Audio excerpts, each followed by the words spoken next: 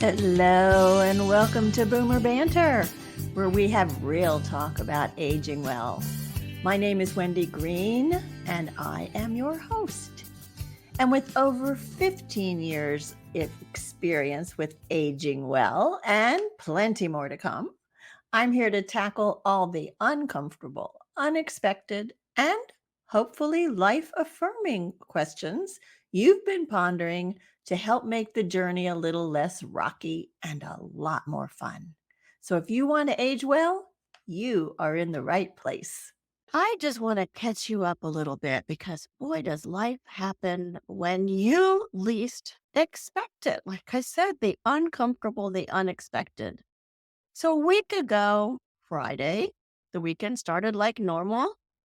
I would always go over to my mom's house where she and Don, her husband, would greet me for wine time. Don loved to sit down with a glass or two of wine, and we would just chat about the day's events, about what we were thinking about what they had read, who they had met.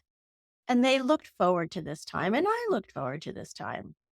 And then Saturday, we started with a brunch with my siblings and some of his children, and it was to celebrate my upcoming birthday and their upcoming sixth wedding anniversary. They're 94, and yes, for sure, 6 years of marriage.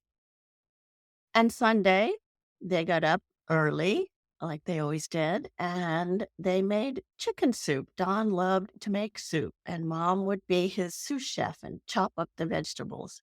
So they made chicken soup. They laid down for a nap, and then Don got up first. And when she got up, she found him on the floor in the kitchen. And we don't know why he fell, but um, he developed a brain bleed. And yesterday, Sunday, Don passed away. He was surrounded by his family. He had 6 children, lots of grandkids. And so it was a peaceful passing for him. Meanwhile, my mother started feeling bad on Friday. We sat in Don's room with him. My siblings joined us, and Friday she started feeling bad, and we ended up in the hospital Friday afternoon, and she is now there with COVID.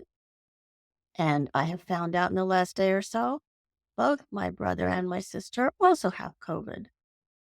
So, we go from this Friday night wine time, thinking everything's fine, to suddenly, wow, what do we do now?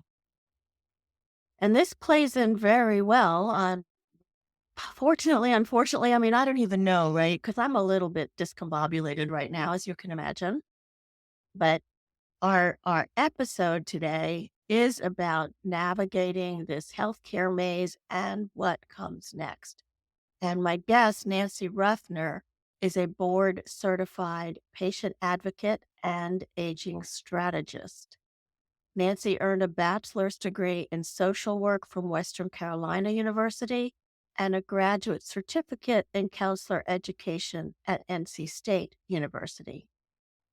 It was 2013 when Nancy founded her patient advocacy agency named Navigate NC, offering services surrounding healthcare navigation, elder care, and living with chronic conditions. In its 11 years, the company emerged as a market leader for patient advocacy services in the Southeast, with Nancy as a working supervisor and rising as a national speaker and thought leader on solo aging. Today, Nancy is a sought after consultant for her expertise in aging and patient advocacy. She presents frequently at conferences and events on topics involving planning for successful aging, solo aging, and navigating our complex healthcare system. So it is my honor and joy to bring Nancy on to meet all of you. Hello, Nancy. Good afternoon. I am so glad to have you on. especially at this time. We have so much to talk about. And that Indeed, we do. I know, and that has not been a problem for us in the past, so I think we'll do fine. Um, so I just give me a little background. You went from social work to counseling to elder care to solo aging. Like what's the journey you've traveled? I have a wacky path. I spent a lot of years trying to figure out how to use this strange mix of sales and social work that I developed. I went from uh, after my undergrad, wearing a cape, entering social work, gonna solve the problems of the world, and probably burn out in about 3.5 years. And that was because I was not well prepared to compartmentalize work and balance work and life. From then, I had a number of things in my career that I think it has a common thread of sales and social work. I did inside sales. I worked for state government. I worked for publicly traded companies. I worked for manufacturing supervision and production. Inspector one, I was at Lennox China for a while, and all the while miss. Whenever I was working in business, I was always missing providing a service. And whenever I was just social work, I was always missing the business and the dynamics of that. And so I came very close when I entered the EAP realm, Employee Assistance Program realm, where I was able to begin to use some of that sales and social work. I was doing intakes in elder care and legal and financial, and then placing those cases nationwide. At the when my parents began to age and change, and until they passed, people were saying, you should hang out your shingle. And so finally, I did hang out my shingle, and in 2013, that's when I started my patient advocacy agency. It was just me, and then it got bigger. Well, that's what we want when we start a business, right? We want it to get bigger and better. So, boomer banter, I think of four things that make up aging well.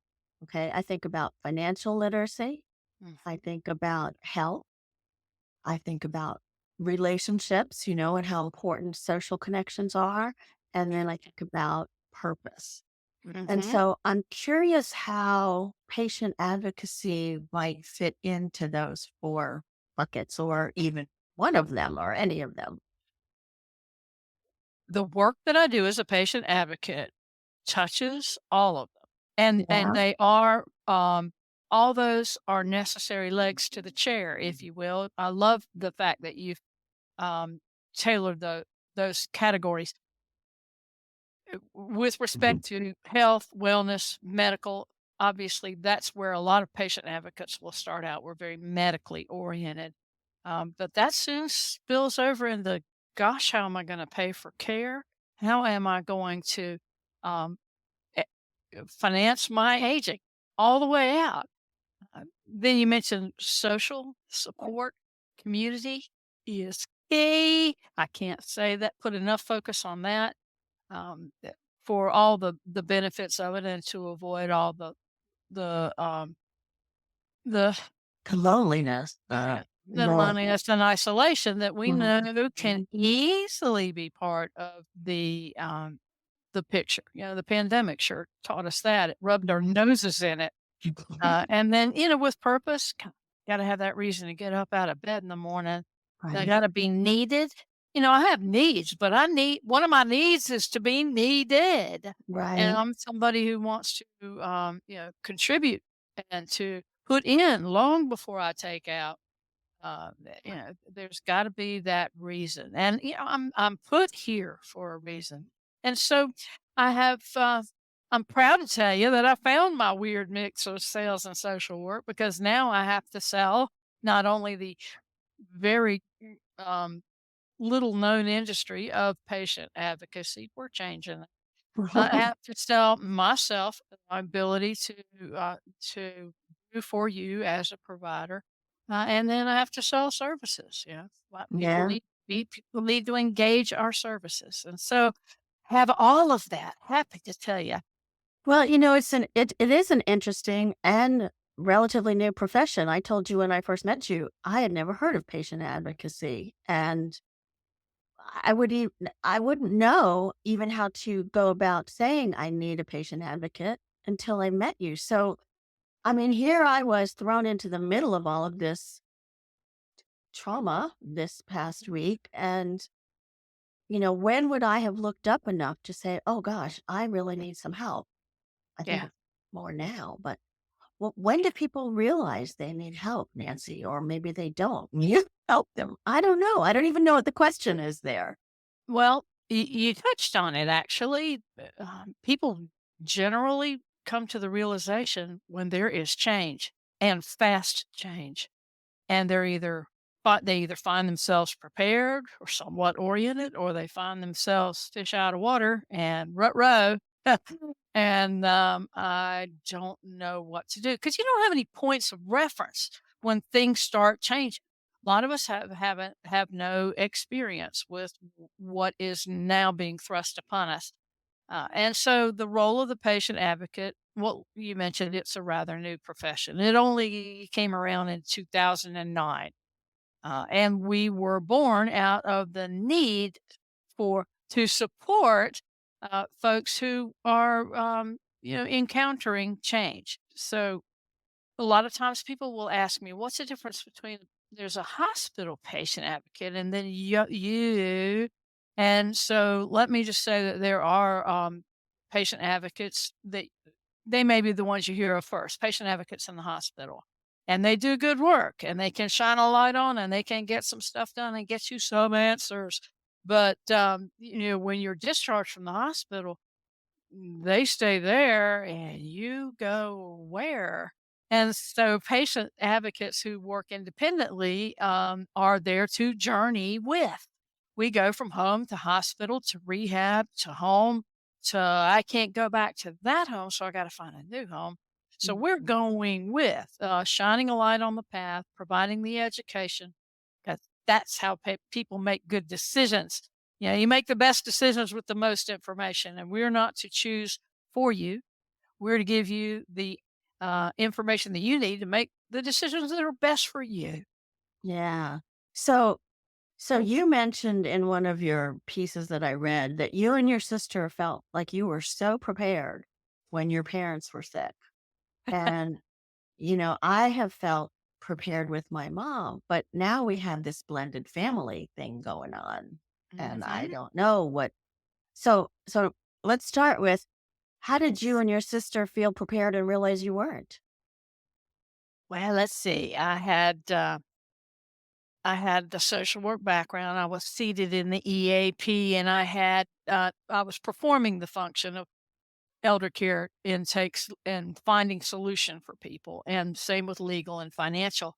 And I had i- at my disposal attorneys and financial professionals and lots of resources that I could apply.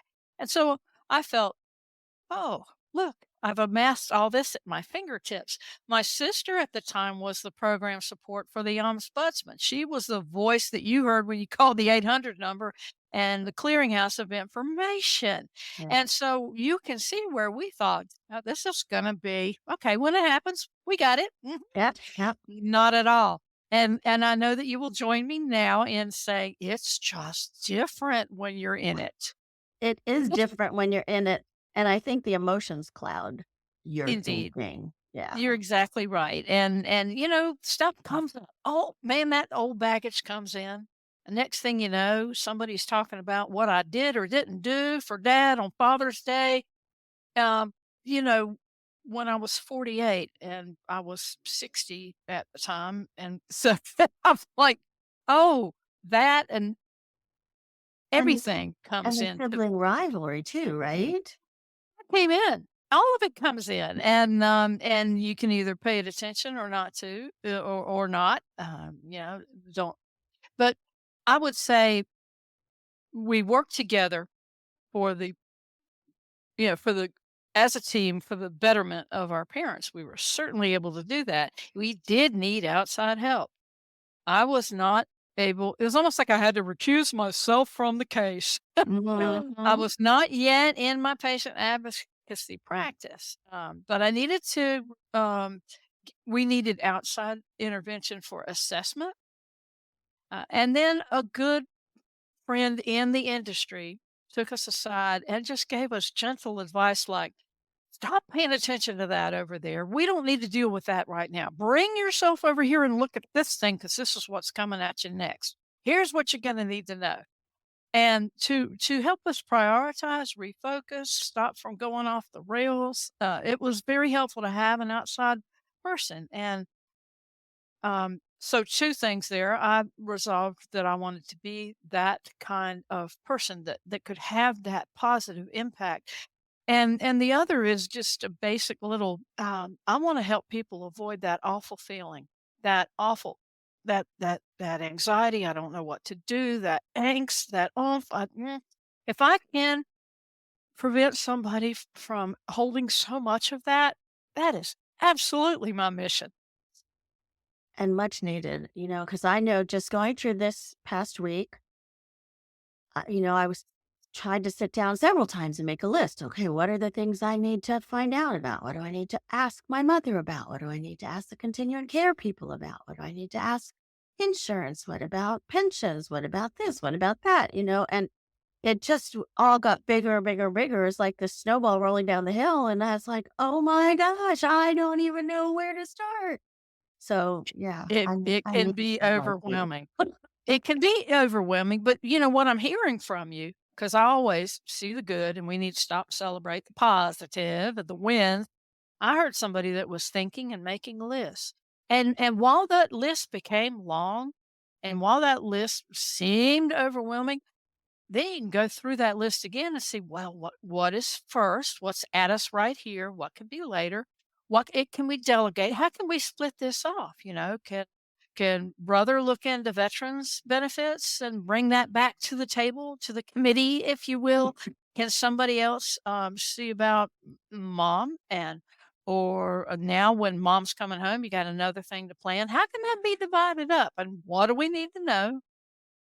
In order to for the next leg of the I often call it a lock and dam, journey, like a Panama Canal. Your next little lock is filling up right now, and then you're which is good because you'll be able to see better from there and get the information you need while the lock is filling, and then you'll be ready to go advance into the next one. So, but here's the reality, right? And we were talking about this before we came on the air. Like you think, okay, God plan. I'm working on this now. And then all of a sudden, boom, in a split second, another phone call comes in, another sibling drops with COVID. It's like, okay, I'll shift now. And it's constantly this shifting landscape. And it's really hard to find your balance. Absolutely, and I commend you for bringing that up because that's where a lot of people are, even as we speak, or they've been there and they're relating to what we're saying. Um, we can make plans, and we can make plan B plans, but we are in a shifting landscape, and we are dealing with humans who are moving targets too. It's actually an interesting kaleidoscope when you think about it. Yes, it is. So talking about families, Nancy, I mean, navigating families can be difficult. You have all these comedy shows about Christmas vacations, right? Navigating families. But it's also nice to know that you have your family or you have somebody there with you if you should get sick or need help. But as a solo ager, which in reality, if we live long enough, all of us will be solo agers at some point, nobody living with us. What are the extra things that we need to think about? Thank you for bringing that up. The solo aging is an area of specialty for me. I am a solo ager, and it too is another hidden in plain sight, just now being discovered portion of our aging demographic. People who are aging alone without the benefit of built-in family as caregivers. And so we have challenge. We have the same challenges. We just need to build a different team, something that I call a microboard. People that are going to help us with respect to our medical needs, not only understanding them and getting medical attention and having support to get to medical care, but making the decisions when we're able and when we're planning for when we're not going to be able. And so that's huge. And I'm feeling like, and that's where the patient advocacy part often starts out. There's medical change, but there's it builds. This is every aging thing spills quickly from medical. And there's legal. Oh, I don't have my legal ducks in a row, or I do, but I made those legal documents 3 grandchildren ago, and they've got some age on them. But solo agers need to build a different team, in terms of our support, in terms of finding our community, our friends, and in effect, choosing our own family. Mhm. Yeah, because who are you gonna call if you fall? Uh, That's true. And mm, we all should have a 3 a.m. person. mm, Everybody listening to this, who's your 3 a.m. person? that's Yeah, right. better identify one or two. Yeah, yeah. Um, so insurance, everybody's most hated subject. Um, we get insurance bills all the time. In fact, somebody was telling me the other day about, they have it proof that they've paid it, and yet the insurance company keeps coming back and saying, "No, you haven't paid it." And so they send the check again, or they send whatever, "Yes, we paid it. No, you haven't paid it." And when you're in the midst of some kind of crisis or some, the last thing you want to do is navigate the insurance. How do you help with that? Another good topic brought forward. Insurance is so daunting, and like you said, the claims and the explanation of benefits and the demands for payment come up right about the time that everything else is running amok as well, and so we are debilitated. And sometimes we just pay them, or pay them twice, or don't understand them, or put our head back down in the sand just for a little while. Uh, isn't it good to know that a large portion of patient advocates are specialists in medical billing, Yeah. insurance disputes, and appeals? There are lots of patient advocates who do nothing more than that. They love it, they love to solve a problem. They understand coding. They know how to get past the gatekeepers to the decision makers. These are people you need to know about, and they are among the patient advocates. Are you a long distance caregiver who would like to easily connect face to face with your loved one? The Digital Health Companion from CareLink 360 is a safe, secure, and easy to use device that fosters regular social interactions. In addition, CareLink 360 can provide over 400 health and wellness modules designed around the multiple disease states, interests, and patients' capabilities. Their tools include brain and body fitness, speech improvement skills, attention and processing speed exercises, cognitive, physical, and occupational skill development. And there are reminders for medications, exercises, or activities that are crucial for the well being of your loved one. The Digital Health Companion from CareLink 360 is easy to set up and operate, no technical expertise required. It's designed for hearing and visually impaired, it's touchscreen enabled, and uses an open, safe, private, and encrypted network. Go to mycarelink360.com/ref/boomer to learn more. And when you're ready to purchase, enter boomer in all lowercase at checkout for 5% off your purchase. Wow. Well, how do you find people like you or the people with the specialty that you need at that moment? Well, we're getting better at being Googled.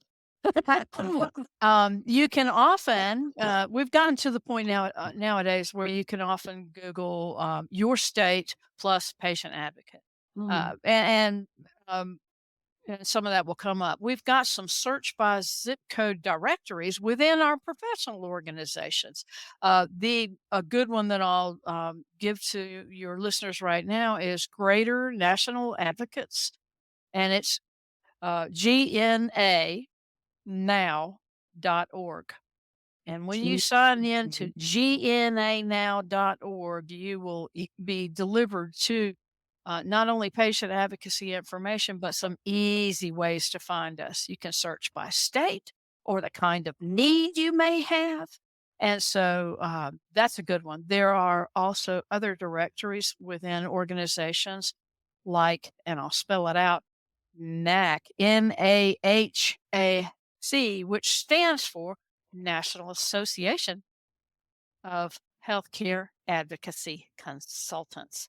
NAC, too, has a directory that's prominently displayed on nahac.com, and you can begin to look. There's also Advocate X, Health okay. Advocate X, and then another group called Umbra, UMBRA. Umbra is another professional association for advocates, and one called Solace, Solace, all with directories to find us. Um, it, it, it, We'll if put all that in the show notes too. ah, Umbrella. much Oh, appreciated. okay. Um, I was thinking about the, like mom, bring it back to personal. Hmm. Um, so she's very independent. Um, she really values her independence and that she can take care of herself and, you know, all of that's very important to her. She also doesn't drive anymore and she lives in a home, single family home. Um, when you talk to your siblings and you say, well, maybe mom's not safe there anymore. And one of them says, no, she's fine. And the other one says, I don't know. And, talk to mom. And which I do think we have to be very careful about valuing our parents' opinion as long as they're able to give their opinion. We can't just take over, right? But do you ever meet with families and help them have those discussions about what's best for mom, including mom? Yes. We all patient advocates do just that, a lot of that. And it's conversations with an S. These kind of conversations need to occur before, during, after. Um, a lot of times people need to know where they stand, but sometimes it's a little easier when it's pointed out by a third party professional. A lot of times the doctor or an attorney gets called into that same function, but since we're kind of holistic about it all, it's easy for us to assess and tell you what we see and make professional recommendations. You take them if you want. Take what you need and leave the rest. Uh, Right. but as we see it, and people will consult with me, and for 2 reasons, I have seen and done a lot, and I bring to the party my experience as well as what I call the 500 families that I've helped before. I had a lot of stories of things that worked and didn't work, or approaches to conversations, but I'm gonna have one of those meetings at 4 o'clock today. Oh, okay. Approaches to conversations and facing reticence, gaining buy-in. Mm, mm, You know, mm, mm. they're tender, touchy, tricky, and, I use my social work and counselor education every day. Yeah. And it's interesting how you're right. You need a third person because you try to bring yourself into it, even if you're a coach or a counselor or whatever, but you have all that baggage history with the siblings or with your mom and dad. Sometimes that's where the baggage is too. Yeah, And those conversations can be tough. I completely understand. My sister and I went through the same thing to the point where we became estranged. She was all about, okay, our parents were losing capacity, and one point of view was, it's dad, it's his dignity. he determines, and then the other opinion was, this is a care decision. This is not personal. This is a care decision, and so we all wanted what was best for our parent. We just had different ways of getting there, Mhm. and so we were able to combine our efforts. What is it? Check your emotions at the door, Yeah, and really come hard. come in here and do some team work on behalf of your loved one who needs you now. Well, that's it, right? You gotta refocus. It's not about you and your ego or your your needs. It's about them and Yep. what they need. Yeah, hard.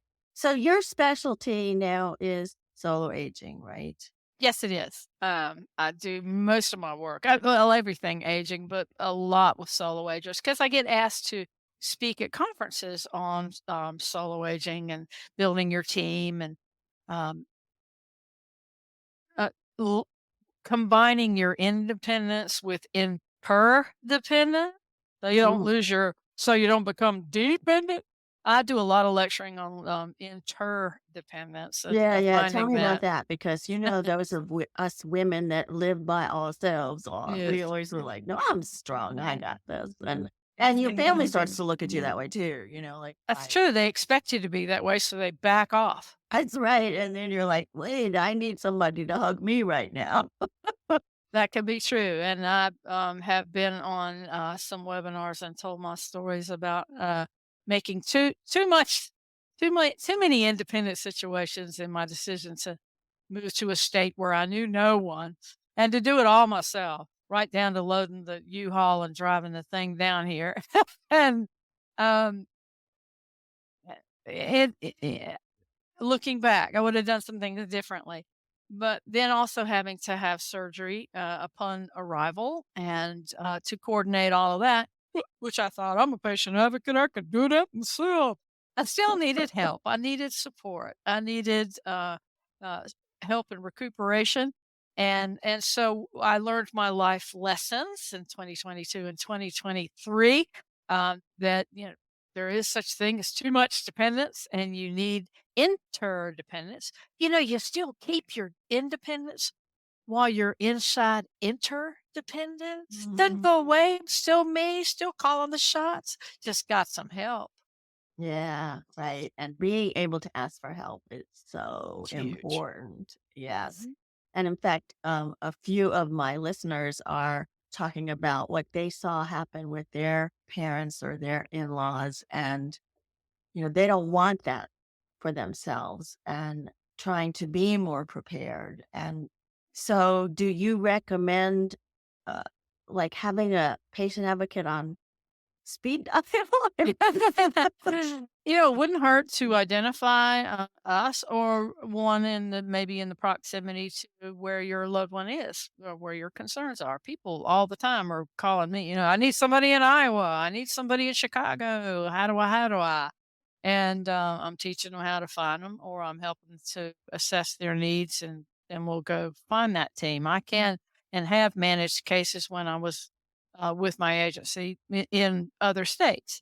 Now I am specializing in just the triage, just the assessment Sure. of what's going on, and making recommendations and teaching people how to find us, no matter where they are in the United States, Canada, and parts of Europe.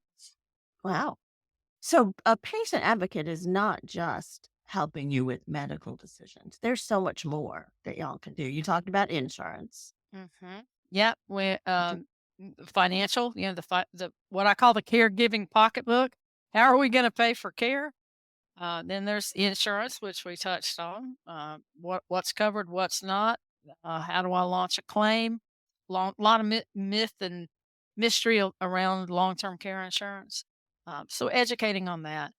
Housing is huge because if you're changing, then your housing is probably going to change at some point when we have greater care needs, all of it.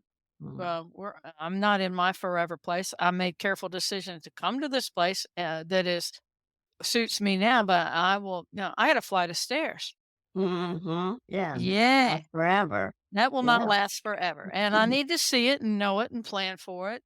I see it, And of course, that could all change on a dime. I could It break my certainly can. leg tomorrow. It certainly can change on a dime, Yeah. and yeah. Um, how do people pay for a patient advocate? Is it covered by any kind of insurance? It is not covered by insurance, so it's private pay or fee for service. And and hear me when I say that's a good thing because if I'm paid by insurance, your insurance company, then I can only say or teach about the things your insurance company wants me to teach about. You know, patient advocate can our voices are not squelched. Our advocacy on your behalf is not squelched. I'm not going to recommend the least um, uh, costly thing for the insurance company. I'm going to recommend the best thing. Let's look into the best thing or how to find funding for that which they're denying right now. And so, um, we're beholden to the patient that we're working with, not hospitals, not insurance, not medical groups. We work for the patient. That is big. I had somebody on, I don't know, a few weeks ago, and they were talking about they didn't actually say it on the show, but they said the company that they work with, they have to be careful about only saying what that company allows them to say. Right, Uh, and that can be a problem if, you're trying to work for your best outcome or find workarounds. So don't squelch my voice. I'm gonna bring it to the patient. Everything you need to know, and here's how you do it. So tell me about some of your most successful work with clients. So a couple of stories that we can say, "Oh gosh, yeah, that was great." Well, the bell ringer comes to mind. I was working with a gentleman's actually, the gentleman's housing community contacted me. He was in independent living, and that is all that that community offered was independent living. He was a Parkinson's patient. He was beginning to change, mobility issues, some cognitive issues, some freezing. He was estranged from his overwhelmed daughter who herself had a special needs child, and she said, "And a Mhm. husband I'd like to keep, and the job from Hades, all at one time." Mhm. And so she didn't do much for dad, and I don't think she knew how to do much for dad. And so when we got into this particular patient, he was really not appropriate for independent living anymore. But this particular community had those add-on services, on-site home care, and could bring in therapies.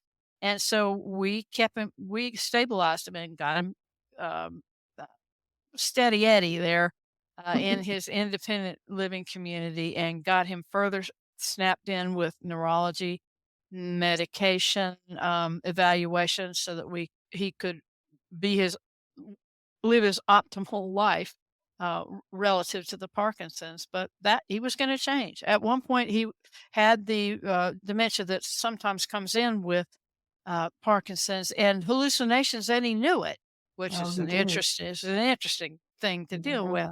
Yeah. But the bell ringer part of it was we managed all kinds of care and therapies and transportation and neuropsych uh, encounters for him. And we brought his daughter in, and I told her, said to her, you're the understudy. You're learning your lines. You're learning where to stand on stage. I'll be doing the acting part, but your day's coming that you're going Mhm. on stage." And one day when they had sent dad out, he had fallen, and the daughter stepped in and she visited him in the hospital, and I coached her to arrange the step down to rehab and the step back to the independent community. And there she was. And at that point, I was just coaching because he needed to leave the independent community and enter an assisted living community. So the next step of the journey, and she did great. She did great, and we all won in Yeah. that story. And I so appreciate that, Nancy, because I think that's the key to everything that you do is the education, because none of us, I mean, those of us who have been parents, maybe we learned some about caregiving, right, as parents, Mhm. but none of us learned about caregiving for parents, for our own parents. And it's just so alien feeling too when the roles change. It Um, is. It is, and it's uncomfortable. It's not, you have different expectations of your own parent, and to have somebody there to coach you to say, okay, this this might be received more easily, or I mean, gosh, that's so valuable. It can Thank you. be. Thank Mhm. you for that. Mhm. That's awesome. Yeah. Well, I thank you so much for being part of this. And I'm wondering if you have, I don't know, two or three takeaways that you might, how to get started or things to think about before the crisis happens. Sure. I am somebody who is very positive because I know that we can affect change regarding the outcome. And so, to folks listening, I would say there is a solution. And that one of my mantras, which I love to repeat, is out of the problem and into the solution. Hmm. And that's where you and I will work, is getting out of the problem and getting into the solution. I would also another mantra that I'll leave folks with is, yeah, we can all have a say about how things will go and where we'll end up. Hmm. But that's simple. We can all have a say. We just have to let it be known ahead of time, right? That's right. Hmm. Mm. Well, this has been very valuable, Nancy. Thank you. You can find Nancy and articles and blogs and where she's speaking and all that kind of stuff on her website at Nancy Ruffner. That's RUFFNER.com. Or she also says you can email her with questions if you'd like at nancy@nancyruffner.com. So I will put those in the show notes along with some of the sites that she gave us of where you could find other patient advocates. And so appreciate your time, Nancy. Thank you. Thank you. This has been an honor and a pleasure. So I want to tell you about next week's guest. We're continuing on our topic of health for next week, and it will be the last one this month. And his name is Jason Gutman. And Jason is a Mayo Clinic certified wellness coach and national board certified health and wellness coach, as well as a certified nutritionist and certified exercise physiologist. Jason has a lot of certifications. He helps people reverse and prevent type 2 diabetes, cardiovascular disease, and other ailments with evidence based approaches to nutrition, exercise, stress reduction, holistic wellness, and most importantly, lasting behavior improvement and positive habit formation. Because as you know, change is hard. And as a health and wellness coach and Mayo Clinic certified, I never heard of that before. So that's interesting too. Join me next week to talk to Jason Gutman. And each episode of Boomer Banter is an invitation to listen, learn, and apply the wisdom gained to your own life. And Nancy definitely shared some wisdom with us today. We are a supportive community, so reach out and join the community. The Boomer Banter podcast is produced by me, Wendy Green, and the music comes from Purple Planet Music. Thank you so much, Nancy. Thank you.